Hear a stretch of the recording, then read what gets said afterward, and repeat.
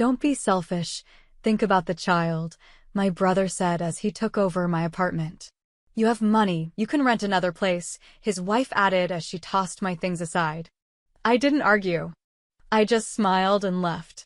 48 hours later, the look on their faces when I changed the locks was unforgettable. My grandmother used to tell me that family promises were sacred. That blood always came first. But when I returned to New York City after a work trip and found my brother living in my apartment, I realized what a lie that was. Oh, look who's back. Nathan, my older brother, said with a grin that was far too relaxed for the situation. He was sitting in my living room, his feet propped up on my coffee table.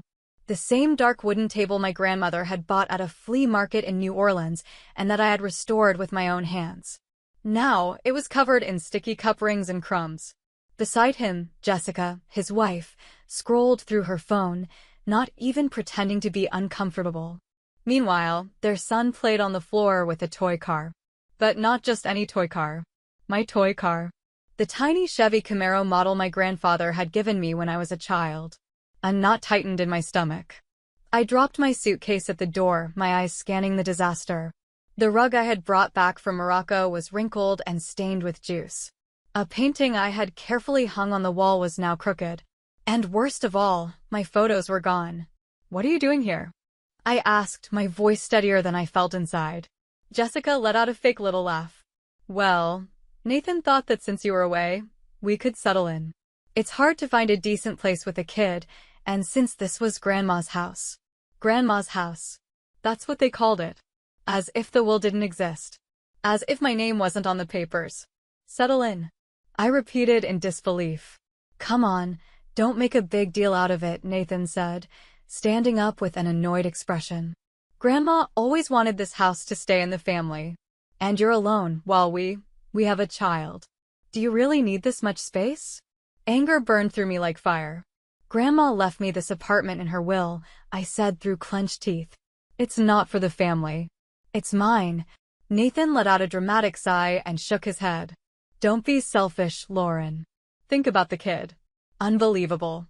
Not only were they stealing my home, but they were trying to make me feel guilty about it. How did you have the nerve to move in without even telling me? I asked, feeling the heat rise to my face. Don't exaggerate, he replied, looking at me condescendingly. We're just here until we find something better. I looked around, feeling a mix of disgust and despair. They hadn't just moved in, they had changed things, as if trying to erase my presence. The lavender plant I kept in the kitchen was gone, replaced by a container of baby formula. The handmade beige and blue blanket my grandmother had knitted was missing from the couch. In its place, there was an ugly synthetic throw covered in teddy bears. They were replacing me. In my own home. Jessica stood up, crossing her arms in irritation. If you were a generous person, we wouldn't be having this conversation. I let out a humorless laugh. If you were decent people, we wouldn't be having it either. My heart pounded as I looked at them. They thought they could walk all over me. They thought I would just say yes. I didn't have a plan yet, but one thing was certain, I wasn't going to let them get away with this. The elevator smelled of damp and cheap bleach, that unmistakable scent of early morning cleaning in old Manhattan buildings. But when I reached the door of my apartment, all I smelled was invasion. The door was slightly open. The lock had been changed. Nathan and Jessica hadn't just moved in, they had taken full possession. I shoved the door open and walked in without asking permission. The mess was still there, but now I saw it differently, as a declaration of war. My grandmother's old armchair, the one that always smelled of her violet perfume, was now covered with a cheap gray blanket. The hand-embroidered cushions she had stitched herself were gone. Had they thrown them away? My desk, where I used to write at night with a glass of wine, was now piled with messy baby clothes. But the worst part? My belongings were stacked in boxes in the hallway. What on earth is this? My voice was sharp, ice cold. Nathan walked out of the kitchen holding a cup of coffee, as if this were his own home. Oh, Lauren, you're back early. Don't waste my time with nonsense, Nathan. Why are my things in boxes? Nathan shrugged and set his coffee cup down on the counter with a sharp thud. Jessica thought it would be better to reorganize the space a little. You know, so the kid could have his own room. His own room. I repeated, unable to believe what I was hearing. Lauren, it's just a house. I let out a bitter laugh. No, Nathan. It's my house. That's when Jessica appeared in the hallway, looking annoyed, a bowl of cereal in her hand. Come on, Lauren. Do you really need all this drama? She said, shoving a spoonful of cereal into her mouth. You have money. I'm sure you can rent another place. I stared at her in disbelief. Excuse me? Sweetheart. Nathan chimed in, using the same conciliatory tone he always used when trying to convince Mom he hadn't stolen money from her purse. We're just saying you could share. It would really help us out. Share? I laughed, though there was no humor in my voice. And how exactly do you share your home with me? Oh, wait, you don't. Jessica sighed and set her bowl of cereal down on the table. You're so selfish, Lauren. And you're a freeloader, I shot back without hesitation. Nathan's face tensed. There's no need to make this ugly. Oh, really? I stepped forward, noticing how Jessica instinctively moved slightly behind him. You know what actually needs to happen? You two need to get out of my apartment. Lauren. Nathan tried his older brother voice, the one that always worked on me when we were kids.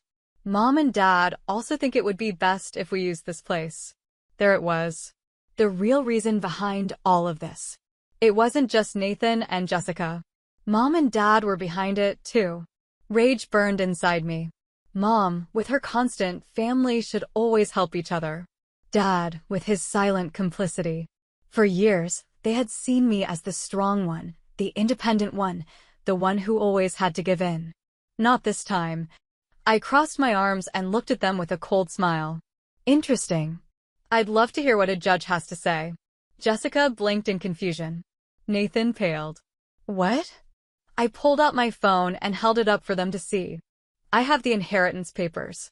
I have pictures of my things in boxes, proof that you changed the locks and moved in without my permission. Do you really want to play this game and see what happens? Nathan clenched his jaw. You wouldn't take us to court. I wouldn't be so sure, I said, scrolling my finger across the screen as if I were already looking up a lawyer. Jessica quickly leaned toward Nathan and whispered something in his ear. He looked annoyed but said nothing. I stood there waiting. For the first time, I watched as control slipped from their hands. They had no idea what to do. Because, for the first time, I wasn't playing the role of the understanding sister. I didn't have a perfect plan yet. But one thing was clear, this wasn't going to end the way they expected. Nathan ran a hand through his hair, exasperated. His eyes flickered between Jessica and me, as if searching for an easy way out. Jessica, on the other hand, had no problem continuing to play the victim.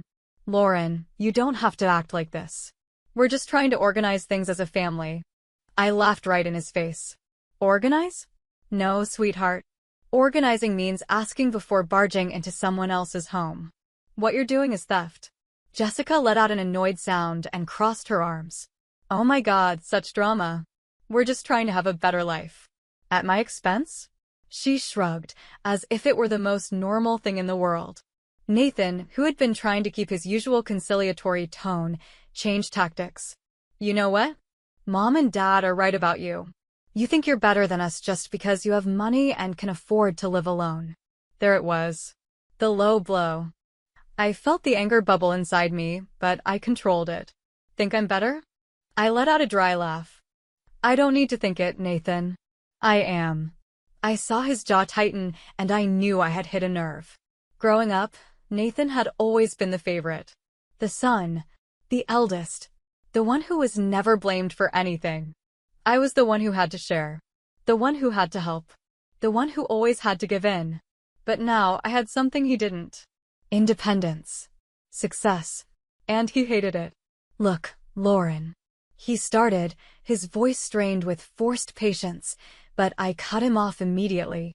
No. Now you're going to listen to me. I pulled out my phone again and scrolled through my contacts. I'm calling the police. Nathan's eyes widened in shock. Jessica let out an incredulous laugh. You wouldn't dare. I put the call on speaker and pressed dial. 1, 2. Wait. Nathan shouted, rushing forward to grab my arm. I looked at him with an icy smile. Yes. Lauren, please. There's no need to make this bigger than it is. I raised an eyebrow. Oh, really? What do you call breaking into someone's home, changing the locks, and kicking out the legal owner? Nathan swallowed hard. He knew the answer. Look, just give me a couple of days. Jessica turned to him in fury. A couple of days? Are you kidding me? Nathan ignored her and looked at me pleadingly. We'll sort this out. We'll leave. I ended the call before it connected and gave him a victorious smile. You have 48 hours. Not a minute more. Without another word, I grabbed one of my boxes with my belongings and walked toward the door. Just before stepping out, I turned and looked over my shoulder. Oh, and by the way, if a single one of my things goes missing, I'll press charges anyway. I left before they could say anything else. As I walked down the stairs, adrenaline rushed through my veins. Nathan was cornered, and he knew it. But I wasn't stupid. I knew my brother wouldn't give up so easily. So, as soon as I stepped out of my own building, I did 3 things. I called a locksmith. I wasn't about to let them get away with this again. If Nathan didn't leave in 48 hours, I'd be the one changing the locks. I called my lawyer. Yes, I had a lawyer. Because unlike my family, I actually thought ahead. I called Mom. The moment she answered, I was already expecting her fake concerned tone. Lauren, sweetheart, why all the fuss? Nathan told me you had a hysterical meltdown. I closed my eyes and took a deep breath. Tell me the truth, Mom. How long have you known they moved into my apartment? There was a pause. Just long enough to confirm my suspicions.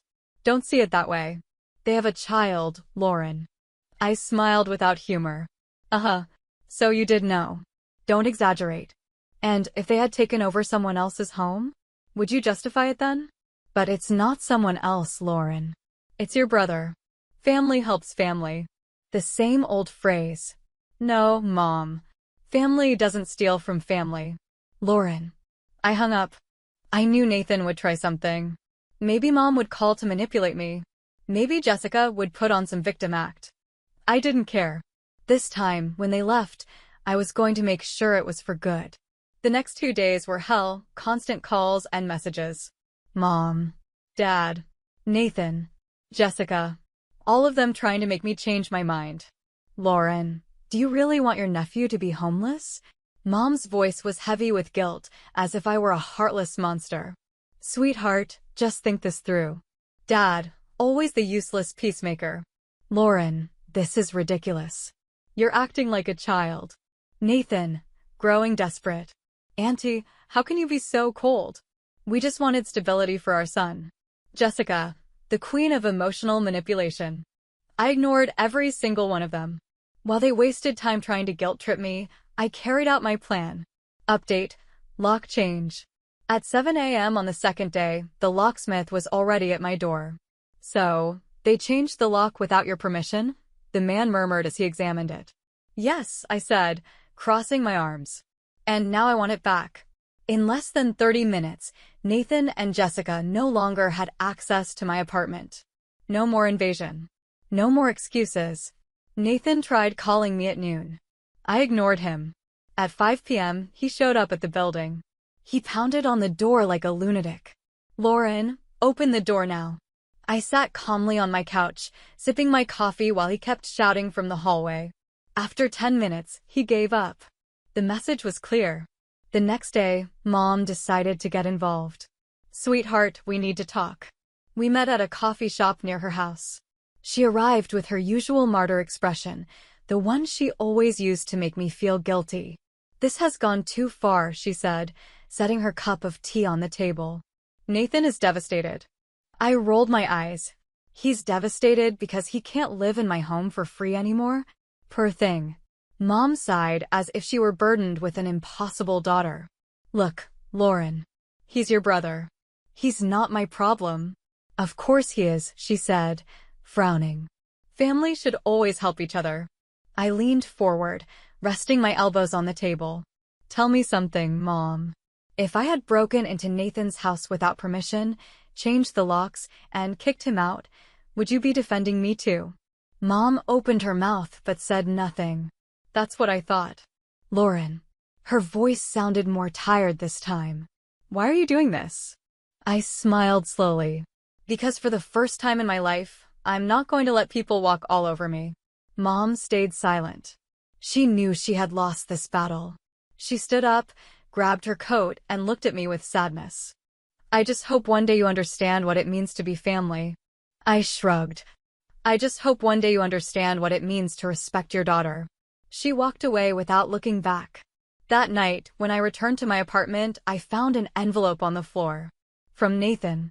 Inside was a note, his messy handwriting sprawled across the paper. Congratulations, you won. But don't be surprised when one day you need something and no one is there for you. I let out a laugh and tore the paper in half. Nathan was gone. He had lost. I closed the door and sank onto the couch with a smile. This time, I was the one who set the rules. The silence in my apartment felt different. It was no longer the emptiness of invasion, but the calm of victory. Nathan and Jessica were gone. Their last pathetic threat was in the trash. But I wasn't naive. I knew this wasn't over yet. And I was right. On Sunday morning, my phone rang. Mom. I didn't answer. 2 minutes later, another call. Dad. I sighed and ignored it. The third call came from an unknown number. Who is this? I asked as I picked up. Lauren, it's Dad. I rolled my eyes. Of course. Now they were calling from another number because they knew I wouldn't pick up. What do you want? Listen. His voice was tired. Your mother and I have been talking. Can we meet? No. A tense silence. Lauren, we can't keep going like this. Oh, really? I said with fake surprise. Because I can. Nathan is in a really bad place. I laughed. Yeah, sure. What's wrong? Can't live off of me anymore. Dad sighed. It's not that. I don't care. Don't call me again to ask for favors. I hung up before he could say another word. That was the first time in my life I had ever hung up on my father. And it felt good. The following weeks were strangely peaceful. No Nathan. No Jessica. No constant feeling that someone else was controlling my life. But, as expected, the peace didn't last long. A month later, Jessica sent me a message. Lauren, I know you're angry, but Nathan has been really depressed. He's not himself. Can we talk? I stared at the screen, debating whether to laugh or just block her. Depressed. Of course. Depressed because his life of comfort at my expense was over. Instead of replying, I did something better. I blocked her number. The truth always wins. The last thing I heard about Nathan came from a cousin during a family gathering months later. His plan to find a better place had failed. Without my free apartment, he and Jessica had to rent a tiny place in New Jersey, far from their ideal life in Manhattan. And best of all, Jessica left him. She said she got tired of Nathan doing nothing, my cousin said while stirring her coffee. She took the kid and filed for divorce. I smiled and took a sip of my wine. Karma. Over time, Mom and Dad tried to smooth things over, but it was never the same. The distance between us wasn't just physical, it was emotional. I was no longer the obedient daughter who said yes to everything, and they had no idea how to handle that. So, eventually, they stopped trying. The last time I saw Nathan was by chance, months later. I was walking past a coffee shop, and there he was, phone in hand, staring blankly. He saw me. I saw him. We didn't say a word. We just kept walking, because he was no longer part of my life. The morning sun filtered through my window, illuminating every corner of my home. Because yes, now it was truly mine. No more toys scattered around. No more rearranged furniture. No more intruders making decisions for me. I walked through my living room with a cup of coffee, savoring the silence. A different kind of silence. Before, it had felt empty, as if something was missing. Now, it felt like freedom. I sat on the couch and opened my laptop. I had been thinking about something for days. A Reddit post. My story. I had written it last night, but I hadn't dared to post it. Until now. My brother and his wife took over my apartment because they needed it more. When I kicked them out, my family painted me as the villain. Now, my brother is broke, his wife left him, and my parents are trying to reconnect as if nothing happened. They call me cold. They say family is the most important thing, that I should be more understanding. But why am I always the one who has to understand? Why is it never them? Should I forgive them or cut them off forever? I read the question over and over again. Did I really want reconciliation? I stared at the screen, thinking, Dad had sent me a message the other day. Lauren, can we talk? Your mother is worried. Worried about what? Because Nathan was broke. Because Jessica had left him. Because their child had to live in a modest apartment instead of mine. Not because they had hurt me. Not because they felt guilty. But because, to them, I was only useful as long as I could give them something. I took a deep breath and lowered my gaze to the keyboard. My heart pounded. Whatever I decided now would shape the rest of my life. I could ignore them forever. I could give them another chance. I could get revenge. I bit my lip. The question was still there. The cursor kept blinking. I still didn't know what to do. So I pressed my lips together and hit post. Now, all that was left was to wait. I sank into the couch, took another sip of coffee, and opened the comments. What would you do in my place? I woke up to the sound of hundreds of notifications. My Reddit post had blown up. Thousands of people were commenting, sharing opinions, analyzing my story as if it were a TV series. But what shocked me the most were the comments that weren't on my side. I don't know, Lauren. I get that your brother was wrong, but did he really have to end up on the street with his kid? After all, he's family. The apartment belonged to your grandmother, and you were both her grandchildren. It doesn't seem fair that only you got it. Didn't Nathan deserve something too? I'm not saying your brother was a saint, but changing the locks and kicking them out in 48 hours, wasn't that too much? In the end, it backfired on you, didn't it? Because your parents are still on Nathan's side. Seems like no matter what you did, you were never going to win. That last comment hit harder than I expected. Because they were right. I closed my eyes and took a deep breath. My parents. They had always taken Nathan's side. Ever since we were kids. He was the eldest son, the one who made Mom and Dad beam with pride at family gatherings, the one who got words of encouragement when he failed, the one who never had to prove he was worthy of love. I, on the other hand, had to earn it. If I got good grades, it was the least expected of me. If I had problems, it was because I was too sensitive. If I needed something, there were always more important things to take care of. But with my paternal grandmother, it was different.